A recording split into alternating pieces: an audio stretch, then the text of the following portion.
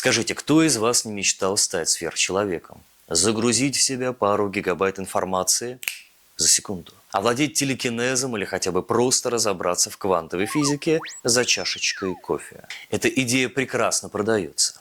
Они сняты фильмы, написаны тонны книг по саморазвитию.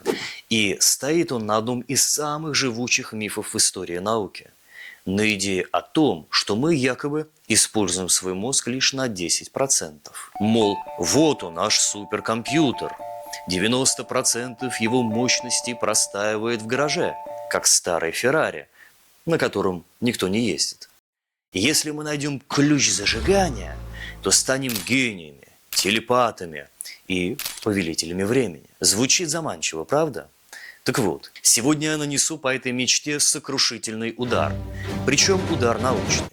Я докажу, что утверждение о 10% – это стопроцентная чушь, нейромиф, который не имеет ничего общего с реальностью. Но я также расскажу, что в этом мифе есть крошечная, но очень важная правда. И именно она не дает этой идее умереть вот уже более 100 лет. Пристегните ремни, мы начинаем наше научное расследование. Для начала давайте разберемся, откуда вообще взялась эта священная корова всех мотивационных гуру. Ведь не с потолка же ее взяли. На самом деле у этого мифа есть конкретные родители, хотя они и не знали, какое чудовище в итоге создадут. Наша история начинается в конце XIX века. Представьте, у ученых есть мозг, но они о нем практически ничего не знают. Нейробиология в пеленках. И вот, в 1890 году психолог и философ Уильям Джеймс пишет о том, что человек использует лишь малую часть своих умственных и физических способностей. Заметьте, он говорил не о мозге как об органе, а о нашем потенциале. Это как сказать, что спортсмен использует лишь малую часть своей силы, когда несет пакеты из магазина. Позже, в 1936 году, эту мысль подхватывает гений маркетинга Дэниел Карнеги. Вернее, не он сам, а автор предисловия к его супербестселлеру «Как завоевывать друзей и оказывать влияние на людей». Писатель Лоуэлл Томас. Именно он и вставил ту самую фразу, которая разошлась по миру тиражом в десятки миллионов экземпляров.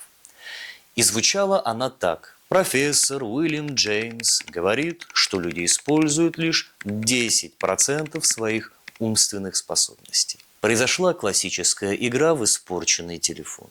Умственные способности превратились в мозг, метафора стала псевдонаучным фактом.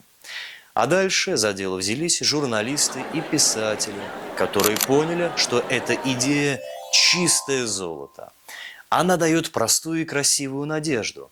У тебя все получится, ведь в твоей голове спрятан мощнейший неиспользуемый резерв. Именно поэтому этот миф и стал таким живучим. Он очень удобен, он льстит нам и обещает легкий путь к гениальности.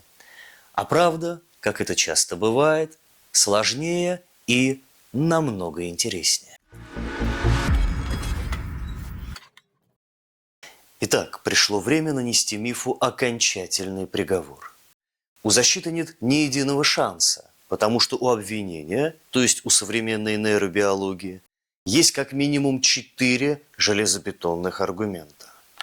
Аргумент первый – эволюционный. Природа та еще скряга. Она не терпит расточительства. Наш мозг – это самый энергозатратный орган. Он составляет всего лишь около 2% от общей массы нашего тела. Но при этом потребляет от 20 до 20% всей энергии, которую мы получаем из еды. Представьте, что в вашем доме стоит огромный сервер, который жрет четверть всего электричества. Но при этом 90% его мощностей – это просто балласт и светодиоды для красоты. Вы бы давно его выкинули и купили бы что-то поэкономнее. Эволюция тут еще эффективный менеджер. Она бы никогда не позволила такому расточительному и бесполезному органу не то чтобы развиться до таких размеров, но и просто существовать.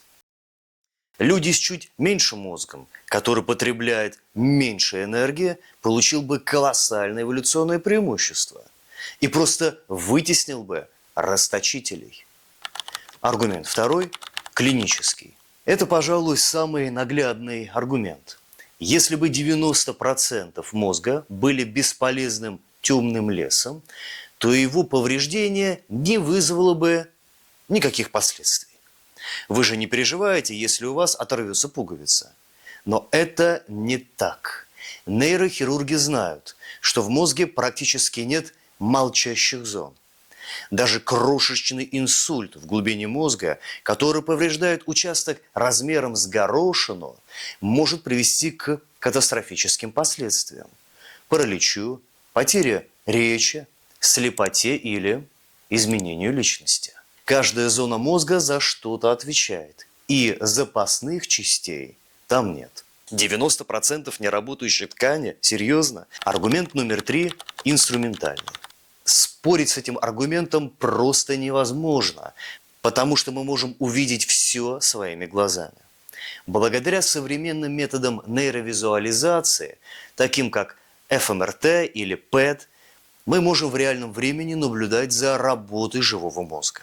Когда вы читаете эти строки, у вас активируется зрительная кора и центр речи. Когда вы о чем-то вспоминаете, загорается гиппокамп. Ученые доказали, что даже когда вы, как вам кажется, ничего не делаете, ваш мозг невероятно активен. В нем работает так называемая сеть пассивного режима работы головного мозга.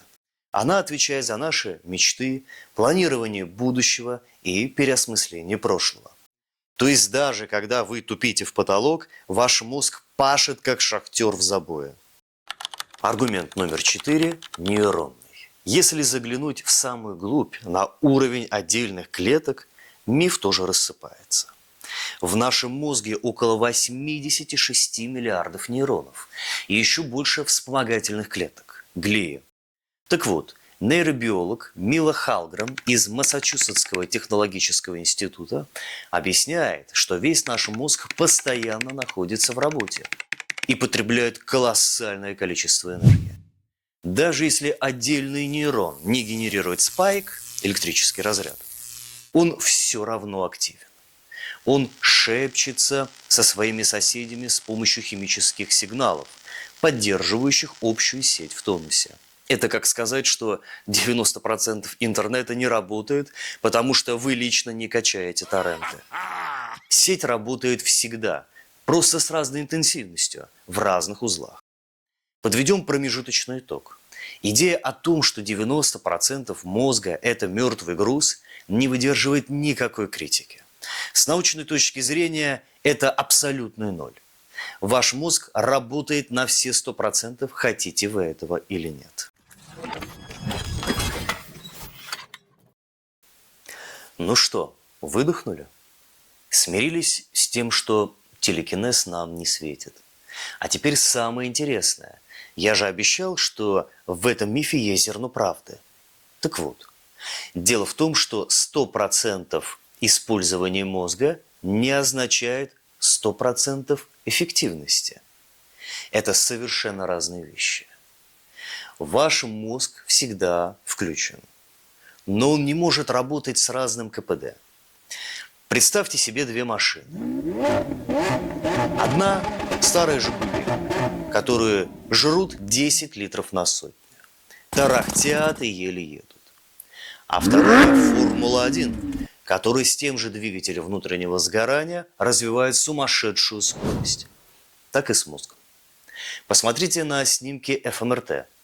Когда новичок учится играть в шахматы, его мозг пылает, как новогодняя елка.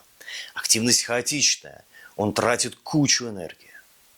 А теперь посмотрите на мозг гроссмейстера во время партии. Он почти молчит. Активны только несколько нужных зон. Но связи между ними работают с фантастической скоростью и точностью. Его мозг не просто включен, он настроен на максимальную эффективность. То есть, в кавычках, прокачка мозга – это не поиск волшебной кнопки плюс 90%. Это многолетняя, кропотливая работа по оптимизации нейронных связей и нейронных ансамблей. Это обучение, повторение, сон, физическая активность. Мы не открываем новые темные зоны. Мы строим в уже существующей сети сверхскоростные магистрали, по которым информация летает со скоростью света. В этом и есть настоящий секрет. Никакой магии, только чистая нейробиология. Остается последний вопрос. Если миф настолько абсурден и многократно опровергнут, почему он до сих пор жив? Почему в него верят половина населения Бразилии и 65% американцев? Ответ кроется не в нейробиологии, а в психологии.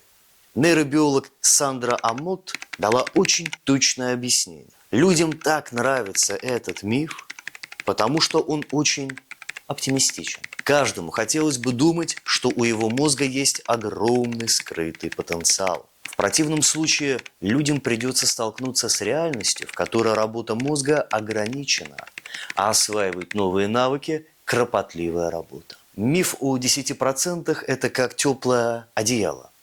Он утешает нас, когда что-то не получается. Я не глупый, просто я еще не нашел свой доступ к 90%. Это мощнейшая индульгенция для лени.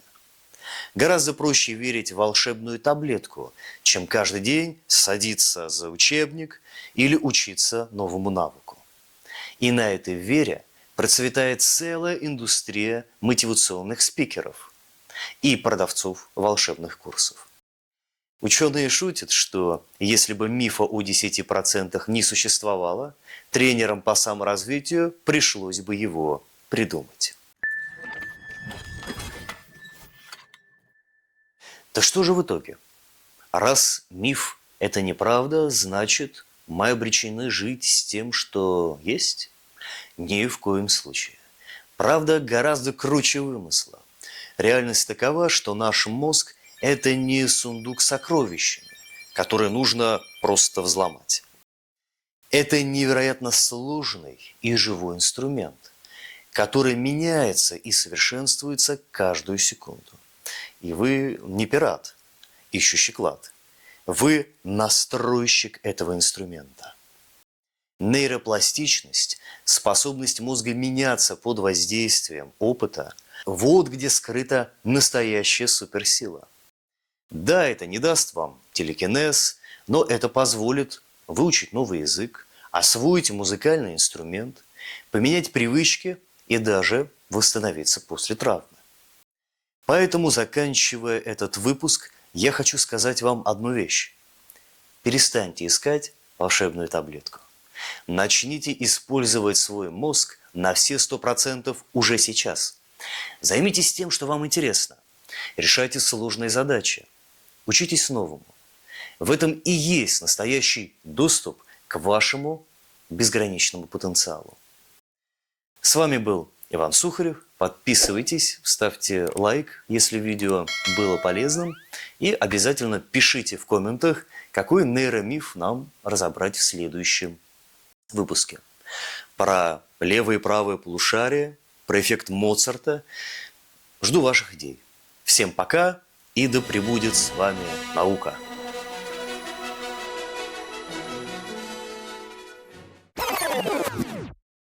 Бедный Йорик, я знал его Горацио.